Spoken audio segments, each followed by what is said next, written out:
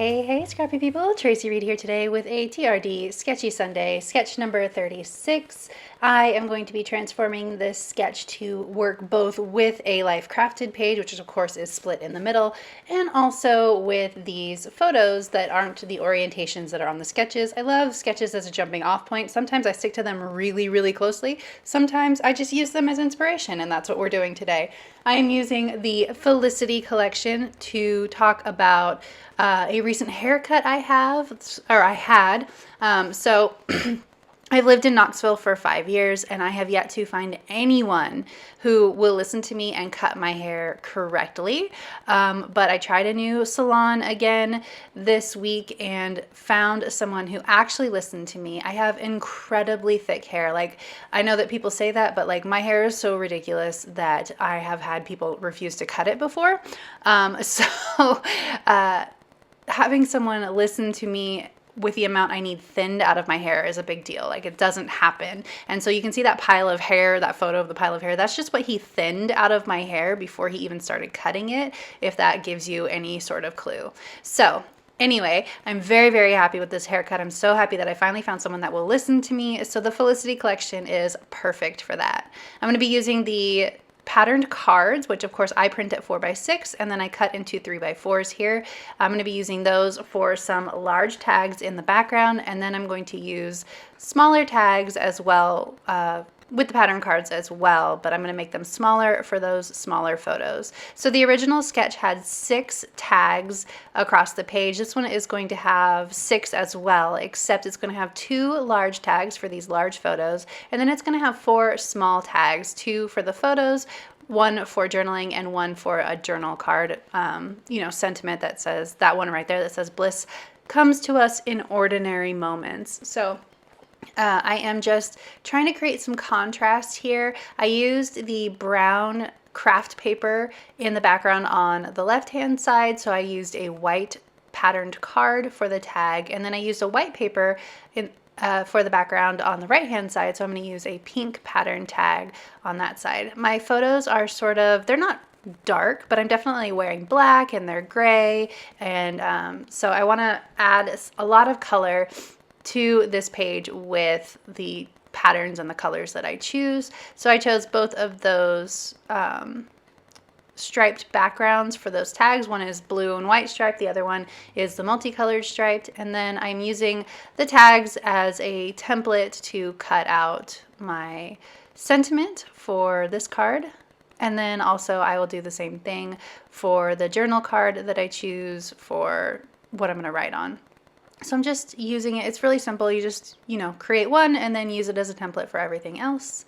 So now I've got everything cut. I want to make sure that I'm anchoring all of my colors well. So I'm going to put the white journaling card or white journaling tag on the left-hand side, and then that dark blue sentiment tag on the right hand side, and that gives me a good color balance between light and dark, not black, but blue and white, all of that. I did take the photos off because I decided I wanted them a little bit more wonky than what I had, and I wanted them to overlap the other tags, so I'm just going to put it back on this side.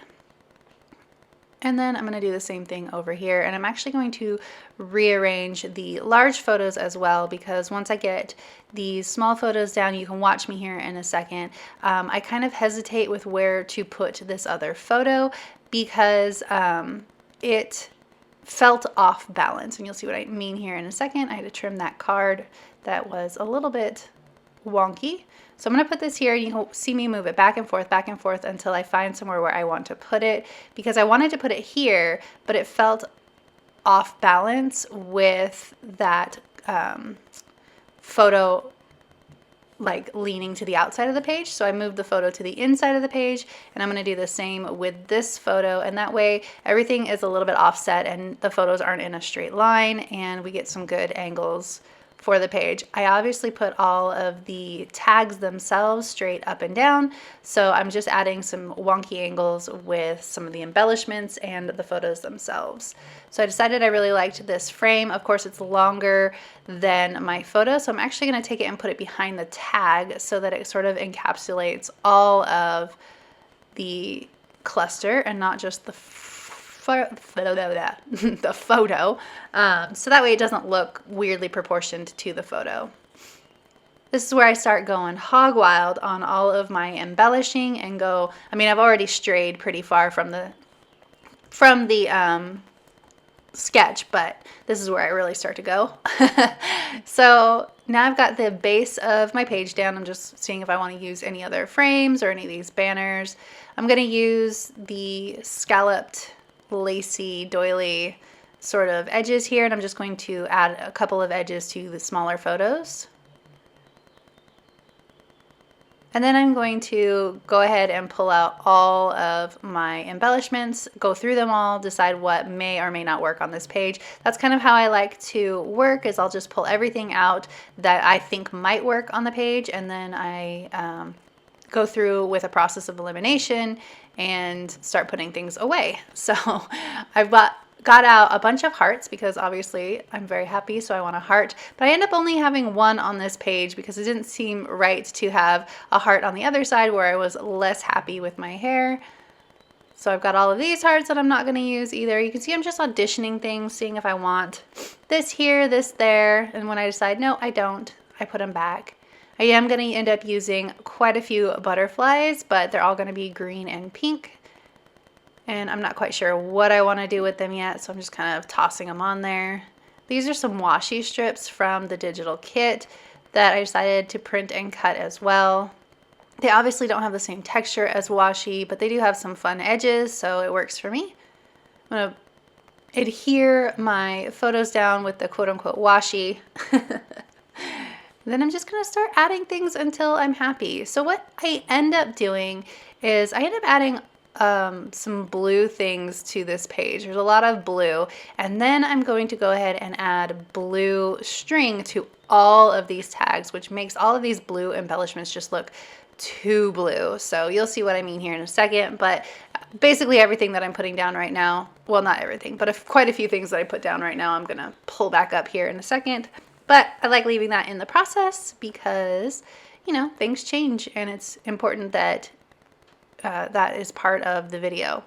So I've already decided that I'm not going to use the blue butterflies because I already have a ton of blue going on here. So I'm going to just take my tiny attacher and staple in the middle of the butterfly. And then off camera, I'm going to add in some foam dots underneath the wings so that they stay sort of flipped up and they don't flatten out, so that I get a little bit of height and dimension off of these butterflies. I'm actually going to add in a couple more as well, but not till closer to the end of the video once I have somewhere that makes sense to put them. You can see I'm still kind of auditioning that blue one, but no more blue. Then I'm going to add in some flowers. That blue one is immediately going to come back up here in a second because, again, too much blue. And I've got some pink ones down here. I'll end up adding a pink one where that blue one is. But first, let me put in all of those strings. Then I'll make that decision. Just gonna glue everything down because of course I do. I really should have just added the strings off the bat, and that probably would have changed how I embellished this page, but that is not how I roll. In fact, I didn't even decide that I wanted to add string to the tags until I decided that they looked oddly blank. So there's that. All right, so I'm gonna use this really beautiful blue baker's twine. I double it up so that it's a little bit thicker because it's pretty thin. And then you can see, now that I have all of the blue baker's twine, it is quite blue. So I'm pulling off the blue things that can be removed. I didn't want to remove that. Look at this. Obviously, the blue journal card needs to stay because I've cut into it already, and really the sentiment works perfectly. So I'm just going to start adding in some pink and green to sort of mitigate all of that blue, and I think it works out pretty well. There's still a lot of blue, but that's okay. The blue is really pretty. So you can see me going, okay, I need to add more pink. Where can I add more pink? Where can this go? That was all messed up, but we fixed it now. So I'm gonna stick a pink flower right here. I think that helps sort of separate some of that blue again. And actually, I just really like the way that the botanicals in the Felicity collection look. I haven't used them yet. This is the first time I'm pulling them out for a layout, so I thought that they were really pretty. Just fussing with the bows, trying to decide if there's anything else that this page needs, which I end up adding just a couple more things, not too much, but you know, I gotta fuss with the bows while I think. That is kind of my process, and how I think is fussing with things. All right, let's move on to the very last thing we're gonna add, which is the last couple butterflies. And I think that that really sort of grounds the page and makes it less blue, but very colorful and very pretty. So of course, if there's pink and green on one side, there needs to be pink and green on the other side. But where am I gonna put this one? And I actually decided that I wanted it here because that, you know, poodle on the ground of my hair is not very attractive anyway. So you can flip up that butterfly wing if you really want to see that big old ball of hair, but I don't want to see that big old ball of hair. So I'm just going to cover it up slightly. And then I had a little bit of a hard time getting my tiny attacher all the way across the page, so I just lifted up that tag so that I could just attach it to the photo. Again, here's the foam dots that I'm sort of putting underneath the wings so that they stay up, and then I'm going to add in my journaling and call it good. So if you enjoyed this video, I'd love it if you give it a thumbs up. If you're new here, go ahead and subscribe. I would love to have you. If you don't already, you can follow me over on Instagram. I'm at Traci M. Reed. I'd love to see you over there as well. There is a link to the sketch challenge with more examples of this sketch in the description box below, and I will see you next time. Thank you.